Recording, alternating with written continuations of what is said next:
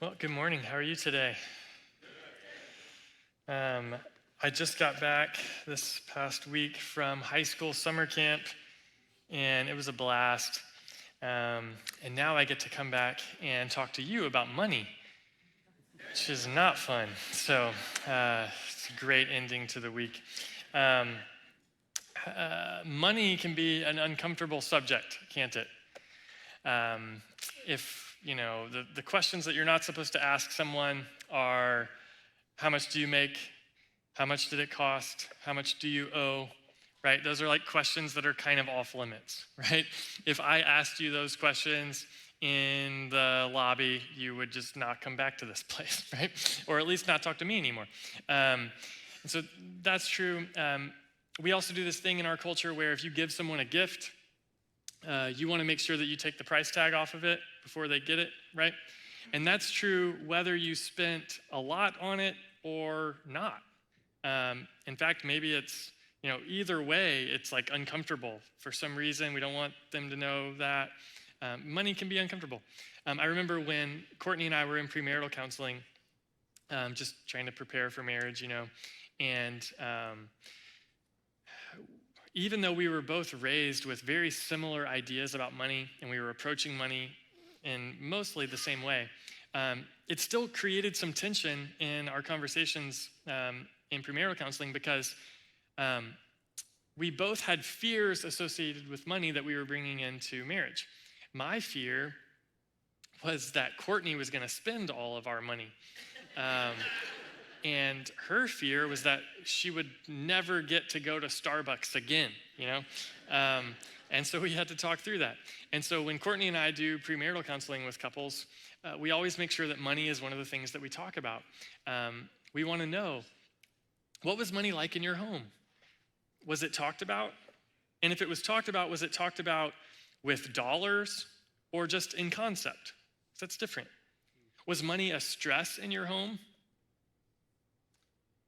And so we talk about that, and what's interesting is even with people who love one another, who are committed to one another, it can still get awkward talking about money. And this is maybe even more true at church when we talk about money here. And maybe in this setting, one of the concerns you have in talking about money is just that I want yours. Maybe that's part of the concern. And certainly televangelists over the years have not done the church any favors in this regard. So if you're here for the first time today, or maybe for the first time in a while, and now the subject is money, we're just confirming all of your stereotypes. And so I just want to acknowledge that up front, all right? But the reason that we're talking about this is actually not because we were reviewing the budget and you know what, we ought to give a money talk so we can, fix things. And it's not because we just really enjoy awkwardness, even though that is also something that's true of most churches that I've been to, at least, is that we tend to create awkward moments for people. But that's not the reason that we're doing this. The reason that we're talking about money is because what's interesting is Jesus actually talked about money more than almost any other subject. It was something that he was constantly talking about, and yet, to the best that I can tell, he was never asking for money. So he's talking about it all the time, but he's never taking up a collection, On one occasion, he does ask somebody for a coin so he can make an illustration, but then he gives it back right afterwards, as far as we can tell. So Jesus talked about money a lot, but he wasn't trying to raise a bunch of money. And I think the reason is because he knows something about money that we need to learn. We're concluding this series today called How to Think Like Jesus. How to think like Jesus. And we're looking at parables from the Gospel of Luke. Parables are just short stories that have a point, that help us to see ourselves and the world and God from a new perspective. And today, Jesus talks about money because there's something that he wants us to learn about money. So here's the situation that we just read about. Here's the situation that prompts Jesus to tell this story. He was teaching, and there was a large crowd, and someone from the crowd calls out to him. This is verse 13, Luke chapter 12. Someone from the crowd said to him, "Teacher, tell my brother to divide the inheritance with me." So apparently this guy's got a brother. Their family had left them some money, and for whatever reason, one of the brothers has not given him his share. And so he's upset about that, and that's understandable, and you would be too, I would be too. And so he appeals to Jesus to settle this situation, and well, if Jesus tells him to give me my money, then he'll have to, right? And so Jesus responds and says, verse 14, "Friend," he said to him, "who appointed me a judge or arbitrator over you?" In other words, why do you want me to get involved in that? There are legal processes you can go through if you need to get that situation resolved. Why are you coming to me? And then Jesus uses this as an opportunity not to settle this dispute between some brothers, but instead to teach us something about money. And so he tells the brother this, verse 15. "Watch out and be on guard against all greed, because one's life is not in the abundance of his possessions."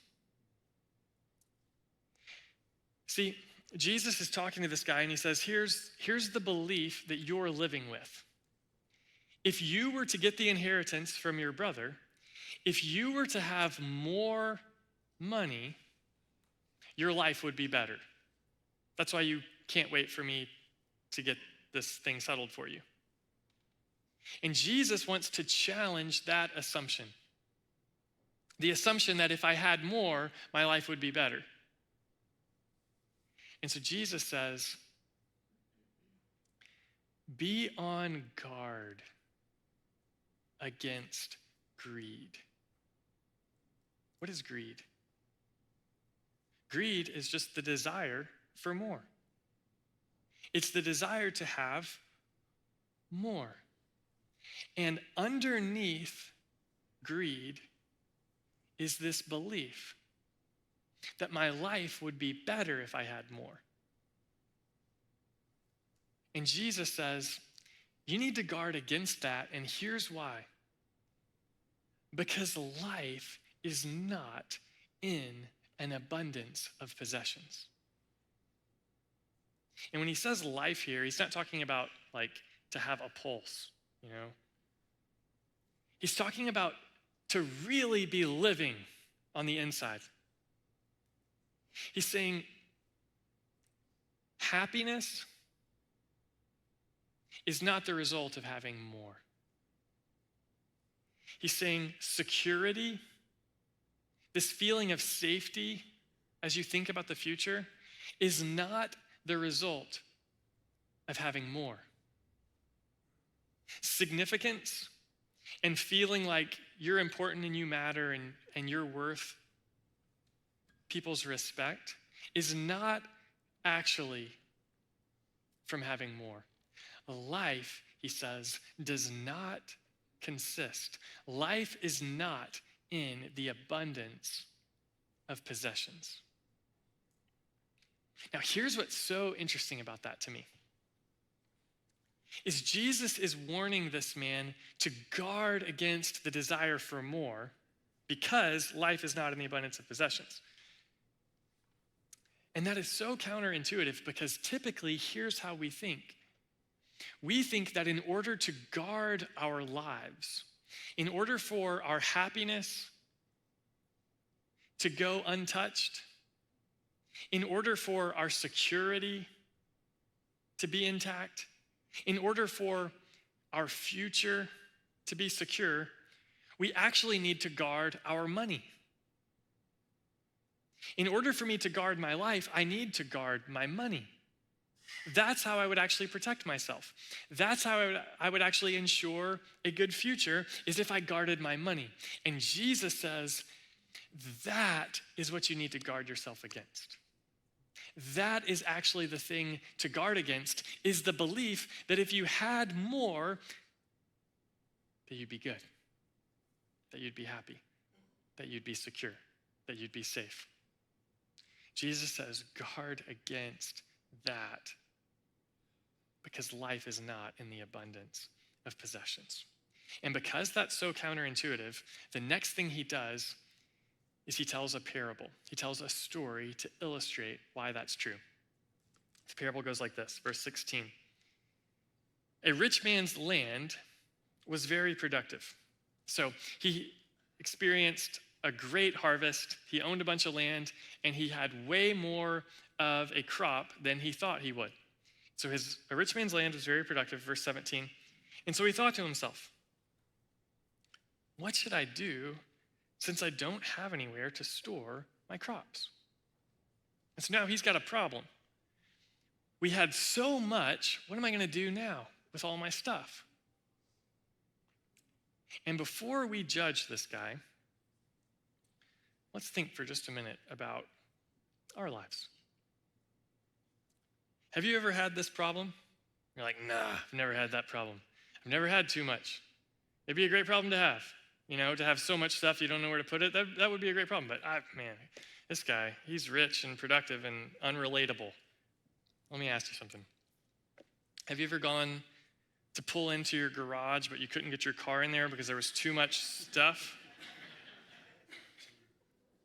Have you ever had to make some trips to Goodwill because not you were just overflowing, with joy for serving others and you just believed so much in Goodwill or something, but because, we're out of room here for all of our stuff, we got to make a trip, right?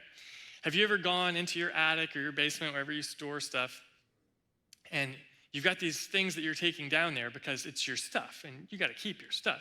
So you're making your way down there, but when you get there, you find out that actually the last time you made a trip, that stuff is still there. And so now you're out of room and you don't have anywhere to put your stuff. And then you're thinking, what am I going to do? Because I got my stuff. And it's my stuff. We're not going to get rid of it because it's my stuff and you have to keep your stuff. And so what am I going to do? We could get a storage unit, all right? We could rent a storage unit. That would be a solution. Or, I know, maybe we just tear this thing down and build a bigger one. And that's what this man does.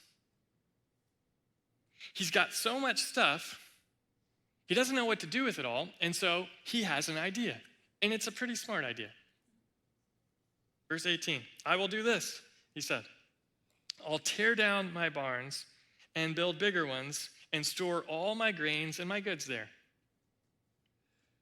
And why is he doing that? Why is that such a good idea? And as we read that, we're like, yeah, that is smart. All right, you just had too small of a barn, man. Now you've got a bigger barn, you can keep more stuff. And that's way better. Why is that way better? Because this man, just like us, operates with an assumption. And the assumption is this, that if we have more, our life will be better. And so here's what this man says to himself after he's decided to build a bigger barn. Verse 19. Then I'll say to myself, you have many goods stored up for many years. So take it easy. Eat, drink, and enjoy yourself. What is he saying? Now that I have so much, I can take it easy. In other words, money is the solution to my stress. If I just had more, I wouldn't be so stressed. If we could ever get to this amount, then I'd be able to take it easy. Then I'd be able to put down work if I ever got to this amount. Take it easy, he says. Eat, drink. In other words, now I don't have to say no to myself anymore. Now I can have everything I'll need and everything I'll want, which is the key to happiness, right? Is getting everything that you want. And so I'm going to be able to enjoy myself now. Why? Because I have more. Life is better when I have more. Because life is in the abundance of possessions, right?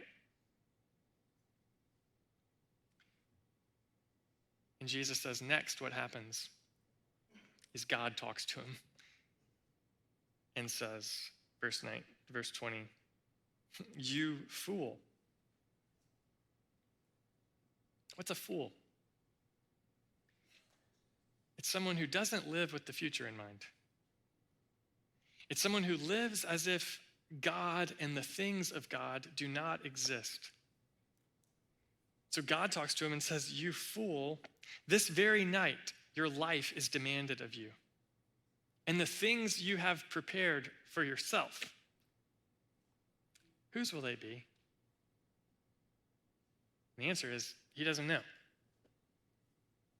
He doesn't know what's going to happen to all this stuff because he was only thinking about himself. And one pastor said it like this man ran out of time before he ran out of money. And that happens to so many people. And before they were ever able to think about to what ends their money might be a means, they just used their money as the end. They found all their meaning, all their happiness in just the process of building bigger barns, accumulating more. And that makes someone foolish if after you die, you're going to lose it all. Like for someone who cares so much about wise investments, that seems like a pretty poor investment if you're going to lose it all, and that's guaranteed. So instead, Jesus says, verse 21, that's how it is for the person who stores up treasure for himself, who builds bigger barns, accumulates more, and is not rich toward God. The first time I remember reading this parable, I was in college. And I thought, that's actually the verse that sounds foolish to me. So I'm just supposed to be rich toward God. Doesn't that sound dumb? I'm going to have eternal treasure, heavenly treasure. And I thought that was stupid until about a year later. I remember where I was in college when I read this next verse. I read this in the book of 2 Corinthians chapter 8. The Apostle Paul is writing to this church, and he's asking them to give to these other churches who are in need. And while he's asking them to do that, here's the reason he gives. 2 Corinthians chapter 8, verse 9. For you know the grace of our Lord Jesus Christ. Though he was rich, for your sake he became poor, so that by his poverty you might become rich. How does this lofty theoretical idea that you got to be rich towards God, heavenly treasure, how does that come down to earth? It comes down to earth in a person whose name is Jesus. Suddenly, what seems super theoretical and, foolish takes on flesh in Jesus. And so Paul says, you know the grace of our Lord Jesus Christ, right? The word grace there's the word gift. You know the generosity of our Lord Jesus Christ, right? What did Jesus do? Though he was rich, though he was rich, he had an abundance. Did you know that about Jesus? Before Jesus came to earth, he surveyed things in heaven and he thought, you know what? We've got a lot here. And all of that stuff down there belongs to us. What should we do? And he did not build a bigger barn for himself. Do you know what he did? Instead, he chose to tear down his barn by coming to the earth, by taking on human likeness. That was not a promotion, that was a demotion. And he chose to give and give and give until he gave it all. Though he was rich, for your sake, he became poor. That is, he gave everything by going to a cross and dying so that sinners like you and me, who owe a debt we could never pay, could not just pay off the debt, but could actually be rich towards God. So Jesus, though he was rich, for your sake became poor, so that by his poverty, by what he did, you might become rich. When I read this verse, it reminded me of Luke chapter 12 and how that just seemed so dumb to me. And it helped me see that no, if Jesus really came to earth, and if he really went to the cross and died, and if he really was raised from the dead, then this is not just some fanciful idea for people who don't know how to use their money. This is actually the most real thing you could do, is choose, you know what? I am not going to try to accumulate wealth here at the expense of being rich towards God, at the expense of having a future with God. And that's the tricky thing about money. It's not that if you have money, you don't get to be with God forever. It's that there's something in money that causes you to trust in it rather than in God. This is why Jesus warned against greed. This belief that if we just had more, if we just had more, if we just had more, then we would be fine. Then we would be happy. Then we would be secure. Then we would be safe. Jesus warns against that because that is a lifestyle and that is a belief that will cause you to dismiss the truthfulness of the gospel. When we use the word gospel, we're just referring to the good news about Jesus. That though he was rich, for your sake, he became poor so that through his poverty, you might become rich. That's what we're talking about when we say gospel.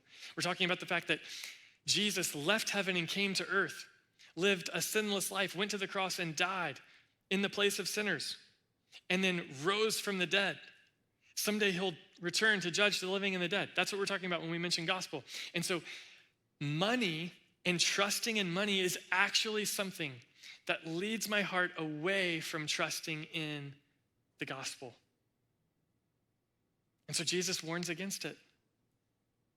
Look, you can either believe that life is in an abundance of possessions, or you can choose to believe that life is in having an abundance with God. Choose wisely.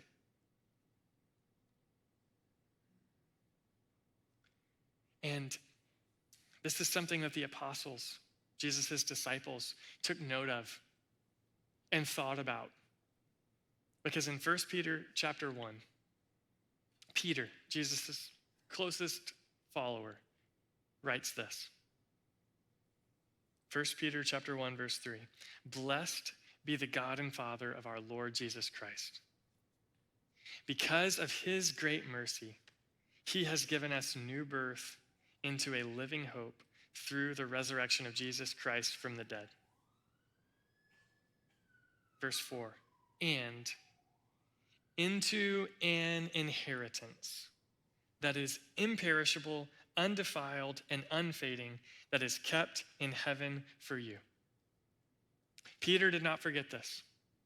Peter began to understand that in the gospel, in Jesus' death and resurrection, we have something available to us that is far more valuable than earthly possessions.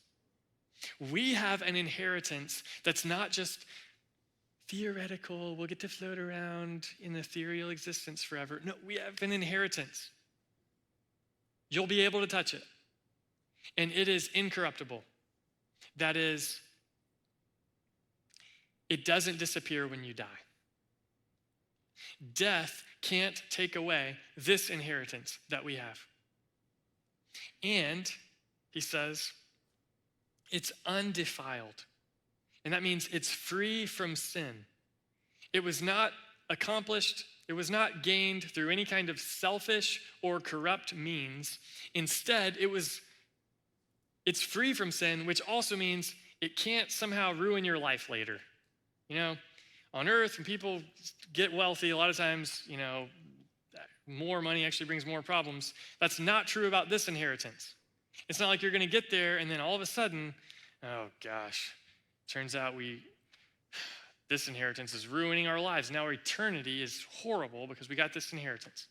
It's not how this inheritance works. And he says this inheritance is unfading, which means that it is not subject to the law of diminishing return. See, on this life, on this earth, the more money you get, eventually the less value it has. And that's true of experiences as well. The more times that you go to the same well, the less times the well satisfies you. That's the law of diminishing return. It's like in our family, something that was like my go-to breakfast for a while was banana smoothies, right? And I loved them. I was crazy about them. Just frozen bananas, almond milk, peanut butter. Super good.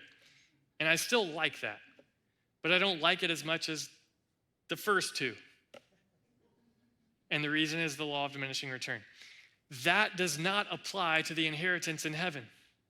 It's unfading. That means its value never diminishes and your enjoyment of it never diminishes.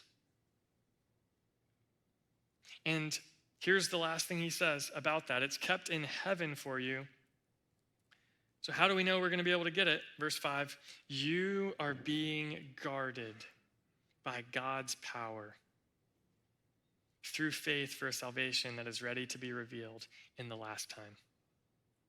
See, we think that in order to guard our happiness, in order to guard our security, our safety, our future, we need money. He's saying you're being guarded by God's power for a salvation that's ready to be revealed in the last time. So what you need to do, and what I need to do, is guard against greed.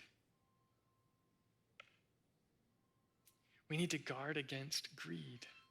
Why? Because greed is this thing that has the natural pull away from the gospel. So, if we're going to hold on to the gospel, believe the gospel, and guard against greed, what does that look like? How do we live in light of the gospel as it relates to our money? How do we proactively guard against greed? Are we just supposed to wait around and okay, if greed ever starts to come, I'm just going to fight it? No. The way that we live in light of the gospel as it relates to our money and the way that we guard against greed is through generosity. It's through giving. Giving is a practice that reminds me about the truth of the gospel. And giving is a practice that guards my heart against this belief that if I have more, that's really how life is had.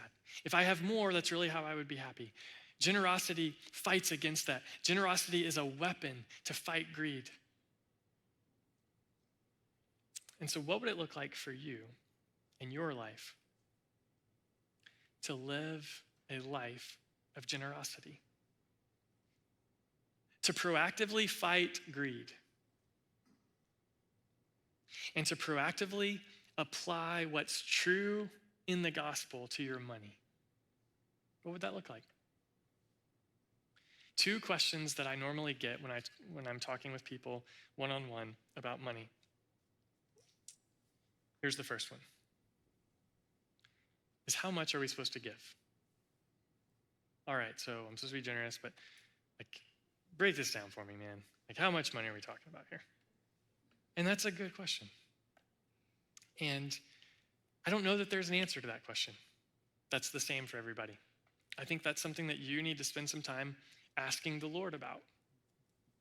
But to give you some things to think about as it relates to determining how much money you're supposed to give, I just want to share something that was really helpful for me. This is from a book called Fields of Gold by a pastor.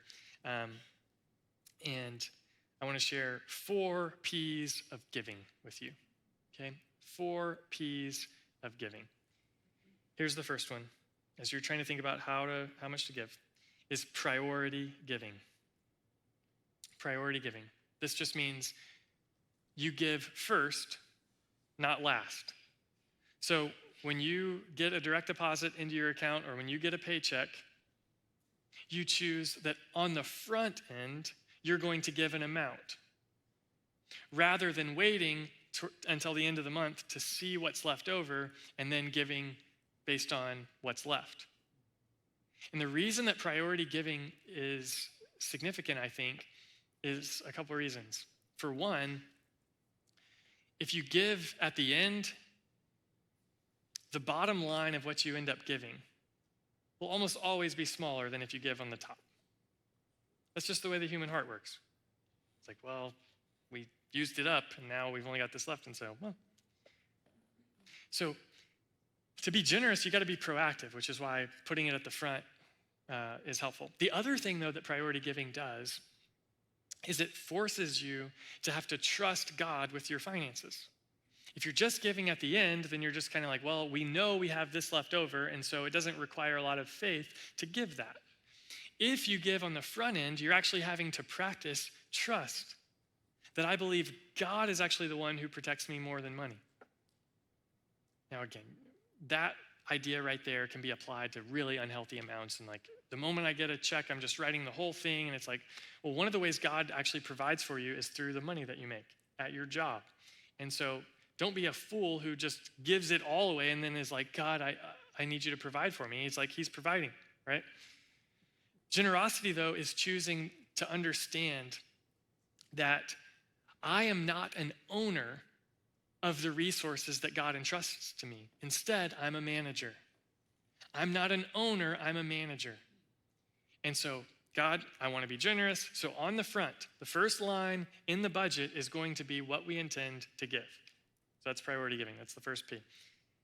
Second P is percentage giving. Percentage giving. By percentage giving, rather than picking an amount that you're going to give, you choose to give a percent of your income. The reason that this is valuable is because it objectifies giving and it ensures that your generosity continues as your finances grow. See, if you decide today, all right, here's the amount I'm going to give, and you pick an amount, and then in 2 years, you're making a little bit more, the nature of the human heart is for you to not go back and reevaluate how much you give.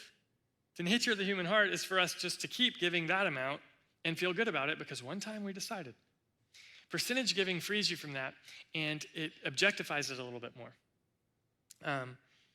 In the Old Testament, a command was a tithe or 10%. In the New Testament, I think that can be a helpful principle. I think you have a hard time making an argument that that is a requirement in the New Testament. But I think it's still a helpful principle, is to give 10%. But again, we're not owners, we're managers. God's the owner. And so it's all his, right? And so to relegate it to, well, God only requires 10%. I heard people say, well, God only requires 10%, so I'm not going to tip more than 10% at a restaurant.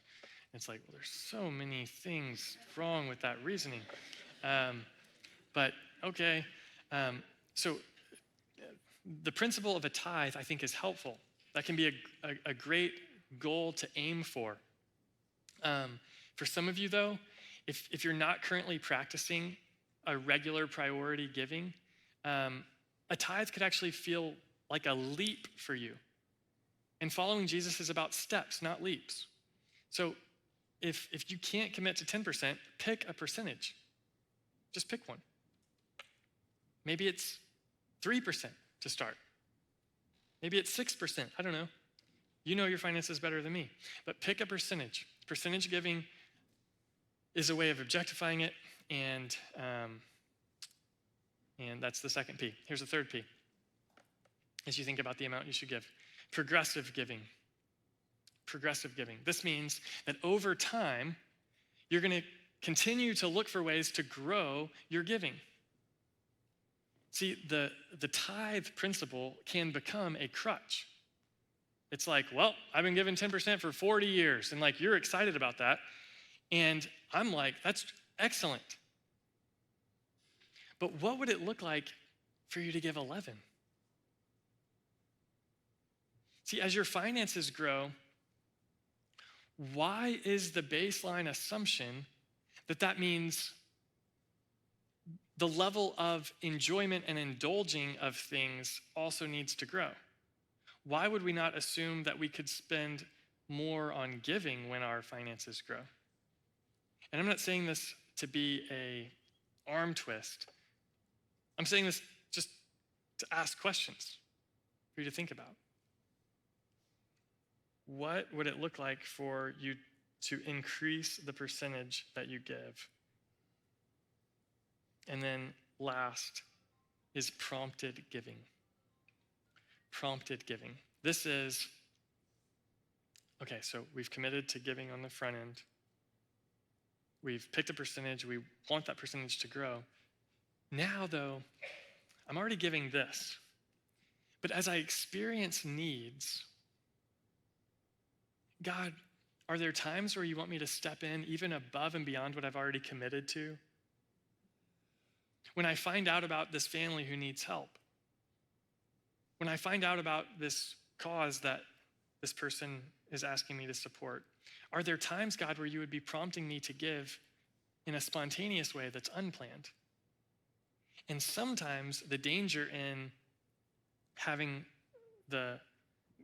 we can assume that the priority giving and the percentage giving and the progressive giving is like an out for not having to participate in some need that arises. What would it look like for you to wonder and pray about? God, are there needs around me that you would be calling me to step into, to be able to help? And God, maybe how do I need to think about what I've budgeted? Maybe I need to actually decrease my percentage by 1 or 2% so that I can be more prepared to respond to needs as they arise. I don't know. These are just things to think about. But here's the bottom line question as you think about what amount to give is, what does your giving say about your heart? What does your giving say about your heart? The second question that I get, so the first is, how much should we give? How much are we talking about? The second is, where should we give? Where should we give?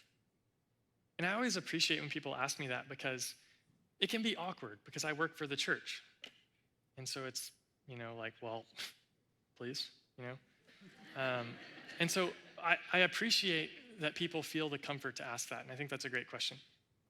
And the answer that I give to that question is, you should pray about that, and you should give where the Lord leads you to give. That's the answer that I give. Now, my personal conviction, this is speaking for myself, is I believe that God's primary activity in the world is in the local church. I believe that When Jesus gave the Great Commission that he wants us to go and make disciples of all nations, baptizing them in the name of the Father, Son, and Holy Spirit, and teaching them to observe everything that he's commanded us. And then he says, I'm with you always to the end of the age. I think that's got local church written all over it. I think the local church is God's vehicle to accomplish his purposes in the world today. And so my personal conviction is that I give first to the local church before I support any other organizations that we support. And again, part of that, though, is I believe in this, or I wouldn't have given my life to it. You know, I feel a personal calling to teach the scriptures. But I also think that this is something every Christian should care about, at least. There is value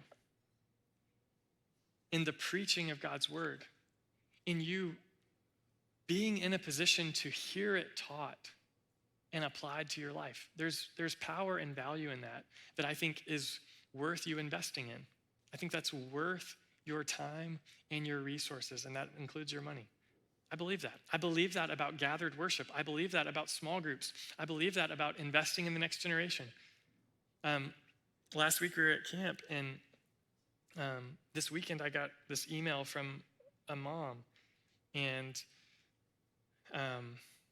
one of her kids was at camp, and she talked about how for years she's just been frustrated with her kid because it seems like he's just not taking anything seriously. He's not, doing the stuff that she wants him to be doing. He's not really engaged in the things of God. And this week, when he got home from camp, he just hasn't stopped talking about what he learned at camp.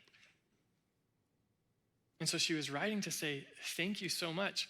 And I love hearing that. And as someone who was at camp, I'm like, great, that's awesome. But here's the deal, is that didn't just happen because of 1 week at camp.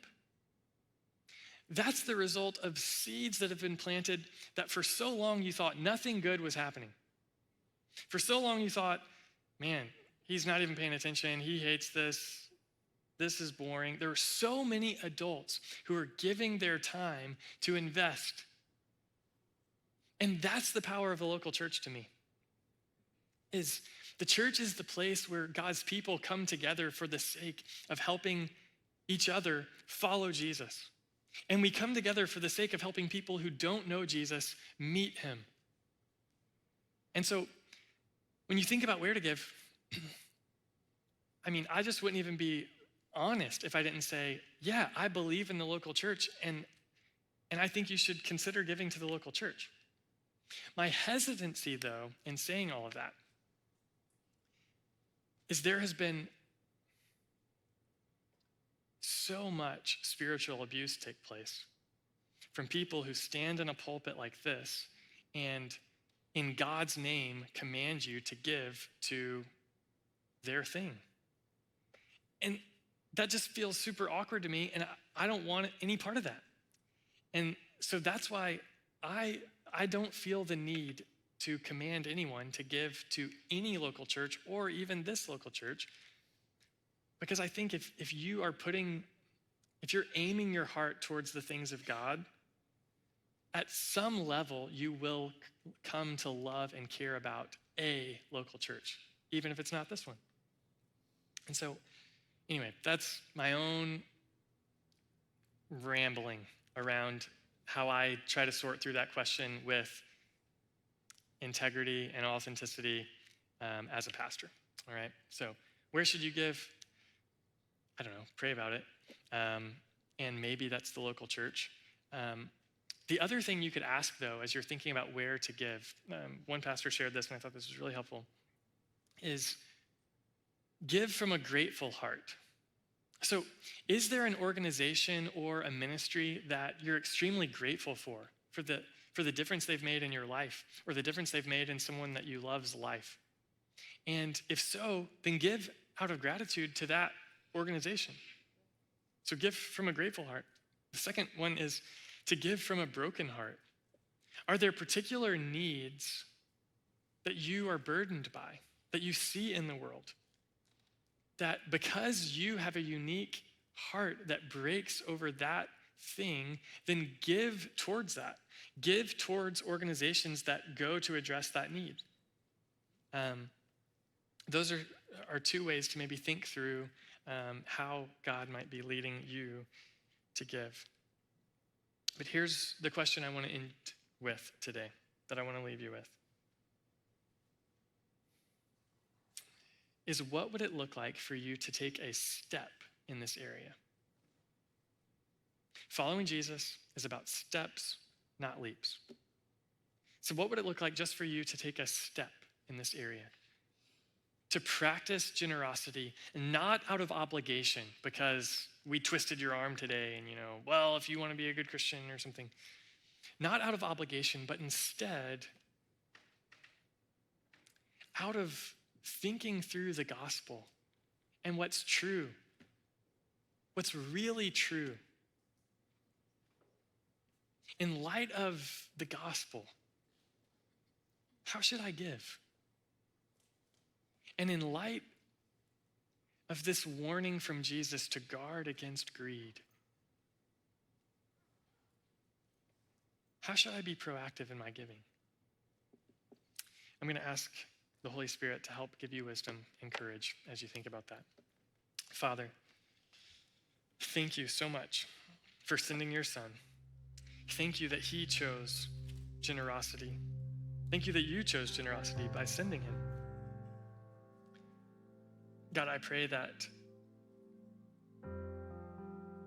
our hearts and our minds would be shaped by the reality of what's true in Christ. That would be the thing that shapes our approach to money.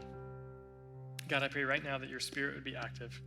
Would you give wisdom to know what to do with what we've heard today? And would you give us the courage to do it? It's in Jesus' name that I asked. Amen.